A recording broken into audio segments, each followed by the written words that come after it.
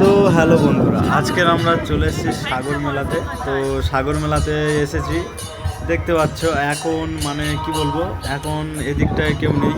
তো এদিকটায় কেউ নেই, এখন নদীর ধারের দিকে বলছি প্রচুর লোক। তো এখন সবাই চান করছে, নদীর ঢেউ থেমে গেছে। তো আমরা রাতে রাতে ভিডিও করেছি, রাতে অতটা মানে কাউকে লাভ দিচ্ছে না। তো এখন